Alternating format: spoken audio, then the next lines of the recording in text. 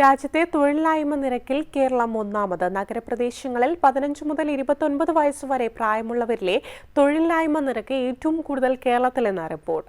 31.8% കേരളത്തിലെ തൊഴിലില്ലായ്മ നിരക്ക്. കേന്ദ്ര സ്റ്റാറ്റിസ്റ്റിക്സ് ആൻഡ് പ്രോഗ്രാം ഇംപ്ലിമെന്റേഷൻ മന്ത്രാലയം തയ്യാറാക്കിയ റിപ്പോർട്ടാണ് ഇത് വ്യക്തമാക്കുന്നത്. 15നും 29 വയസ്സിനുമിടയിൽ പ്രായമുള്ളവർക്കിടയിലെ തൊഴിലില്ലായ്മ സംബന്ധിച്ച കണക്കാണ് കേന്ദ്രത്തിന്റെ റിപ്പോർട്ടിലുള്ളത്.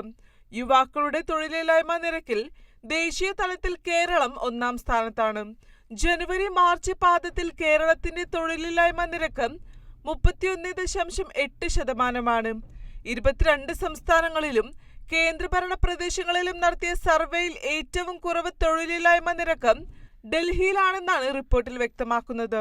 യുവാക്കളെക്കാൾ അധികം യുവതികളാണ് കേരളത്തിൽ തൊഴിൽ രഹിതരെന്നാണ് റിപ്പോർട്ടിലുള്ളത്.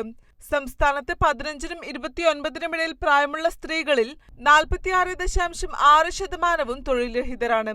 ജമ്മു കാശ്മീരിന് ശേഷം രണ്ടാമതാണ് സ്ത്രീകളുടെ തൊഴിലില്ലായ്മ നിരക്കിൽ കേരളത്തിന്റെ സ്ഥാനം. ഉത്തരാഖണ്ഡ്, തെലങ്കാന, ഹിമാചൽ എന്നീ സംസ്ഥാനങ്ങളാണ് സ്ത്രീകളുടെ തൊഴിലില്ലായ്മ നിരക്കിൽ മുന്നിൽ നിൽക്കുന്ന മറ്റ് 2 സംസ്ഥാനങ്ങൾ.